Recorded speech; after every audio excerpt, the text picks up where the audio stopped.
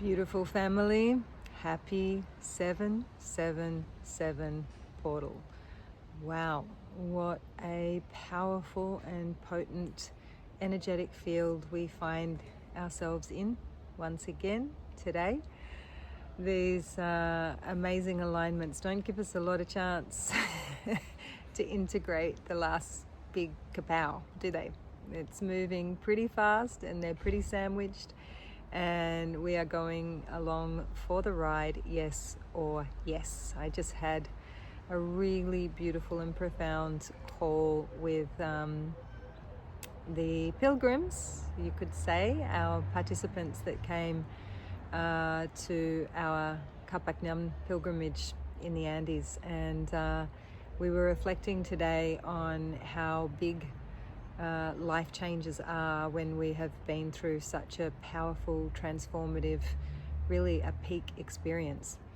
And you know, these peak experiences are presenting themselves to us all of the time. You know, when we take ourselves out of our regular environments and go on these kind of journeys, these pilgrimages, of course we are opening ourselves up to deep transformation and conscious change. I had to laugh actually because I saw something here on Instagram with, it was like a skit, you know, on a reel with the guy that comes back from Peru and he's got all the paraphernalia, all of the things, and you know, the ayahuasca eyes, as they said in this thing, and you know how, you know, he decided to quit his job, leave his relationship, and the friend is just like, what the hell, like, who is this guy?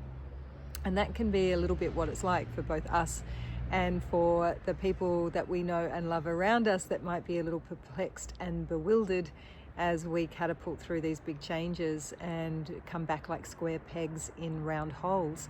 And that can really happen after even just the solar flares that we experience, or these big portal days where our frequencies are really shifting and changing very fast, and then we go back into our, you know, 3D life, for want of a better, which there is nothing wrong with that. We are still a part of this kaipacha, this physical reality, this physical matrix, but we can find it very challenging to feel resonant with where we are at, and that is the key, that word right there, resonant. So as I said to my beautiful family there today is how can we really start to make the move from thinking about things rather than in physicality and density as we do. You know, if we feel something in the body, then it's something physical that's causing it. We look for the physical reason for it. If there is something that we are feeling contracted and constricted around, that we recoil to, then it's something or someone that is causing us to feel that way, you know, whether we're super sensitive and taking on their stuff or whatever it might be. But what if we can start to change our perspective and our lens and even our languaging, and start to look at things through the lens of frequency, of resonance, and of energy? So understanding that we have set for ourselves over periods of time patterns of energy in places that are super regular to us. You start to really notice this when you start to kind of move around a bit and live in different parts of the world. And those of you that have a bit more of a nomadic lifestyle like I do, you'll know exactly what I mean, because it becomes very, very obvious and clear how there is a field of energy around regular places that we go to or may have spent a lot of time in. And if we're not super conscious and super aware, when we go back into that field, we will kind of slip back into an old habit or an old pattern of being, or we will judge the old pattern or the old, you know, even the people that are within that imprint as being, you know, not at our level, or I don't resonate with them anymore. And in doing that, we create even more duality. So the very thing that we're here and working towards transcending is being reinforced and even created anew every time we judge our situation, or we judge somebody within it, or we say, oh, I can't resonate to that person anymore because they're not at my level, or all of this stuff. It's creating more duality, when what we want to be doing is harmonizing and unifying the field. So what do? If we go into these situations and we notice any contraction or constriction or separation in the body that says, that feels off, well, this is where we learn to master our energy field and become the primary frequency that shifts the other fields in that place, right? Or even within those people. And what do and how do we do that? Well, it's not by preaching, it's not by telling people that they should be like this or that you have to do that. It's a state of being. It's training ourselves into our absolute highest frequency of love, more than anything, to be in love. Not just loving, not just being loved, but to be in love is the most profound, highest, transformative, alchemizing field of energy that there is. And just like a tuning fork, if we can become the tuning fork or become the crystal, then everything in that field or frequency has only one of two choices. Either it needs to shift and change to become resonant to our frequency, or it has to go, it has to leave. And we're seeing that happen a lot as well. So I know a lot of people out there are finding big things, small things, and everything in between dropping away because they're not at the resonant frequency that you are finding yourself in and training yourself to hold. But the beautiful thing is that if you can stay in that frequency, that harmonic frequency of love, then everything around you will, yes, come into resonance with that harmonic frequency of love. And what does that mean? It means that our surroundings, our relationships, our lives, everything, every aspect of our life becomes easier, becomes more harmonious, and we're able to see solutions more easily because we're in a state of openness and of awareness, of receiving. Then we're able to receive the synchronicities that come, and be aware and acutely aware enough to also follow when the synchronicities turn up, and we follow them like Alice in Wonderland following the White Rabbit. This is living a life of magic where one leads you to the next, to the next, to the next, but we can't perceive those magical synchronicities, otherwise known as miracles, if we have the blinkers on, if we're shut down to receiving those things rather than being open to them. So you see that this practice that seems kind of simple, but it's not. It's simple, but it's not easy, because like any muscle in the body, it has to be trained. Like any pattern, for a new pattern to emerge, you have to train it, right? You have to be willing to make steps to catch yourself when you're going into any kind of separation or creating more dualism, because actually if you're creating it out there, where you're really creating it is in here. So it's you that you're kind of cheating in all of this, because it creates a lot of disharmony inside, and that disharmony then affects how everything is able to flow or arrive to you in life. So flexing that muscle and learning how to hold ourselves in that highest frequency of love.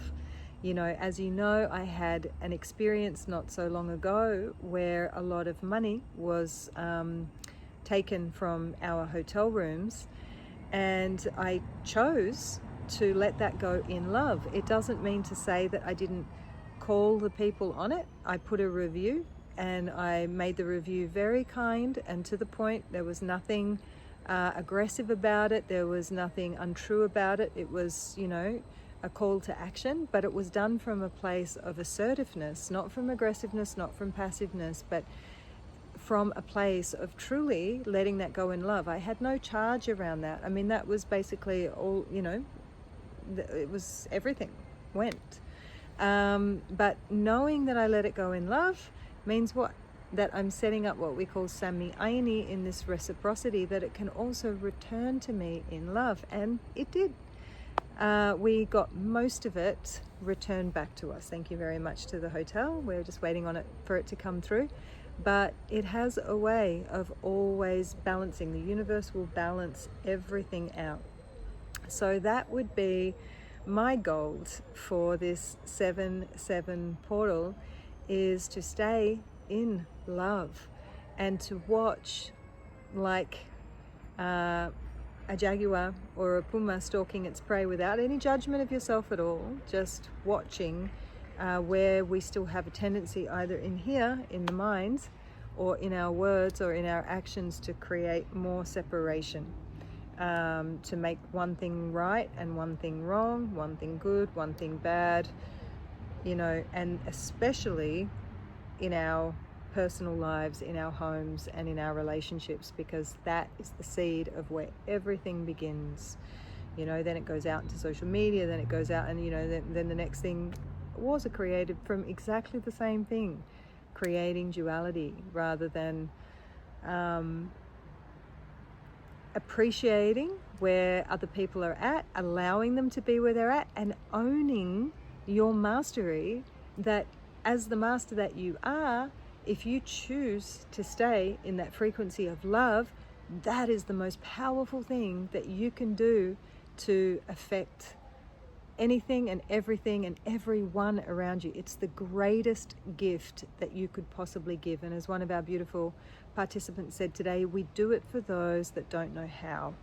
That's not by preaching, that's not by standing on a soapbox, that's not even by doing anything, but simply by being and taking care of our own stuff, remembering that everything in this life is a mirror.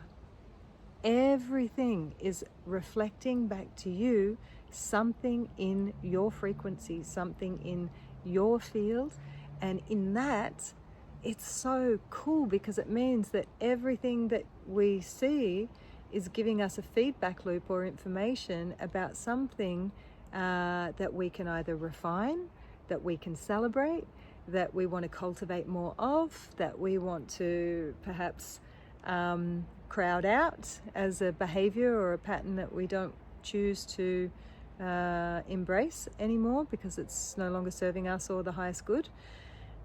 And this is the path to awakening. It's all about the self-awareness with absolute compassion, absolute love, and absolute non-judgment of ourselves either. When we make a slip up and we take 2 steps backwards, awesome, celebrate it. You wouldn't tell a 2-year-old off for falling on its bum if it's trying to learn to walk. So why would you do that to yourself, to the 2-year-old within you? You want to become your own greatest cheerleader. Talk to your inner child, talk to your inner self, talk to your ego, because the ego is the inner child. Tell it it's safe, tell it it's loved, and anything that it needs, you're there to listen, you're there to allow, accept, embrace, and continue and celebrate that we are alive in the most phenomenal time.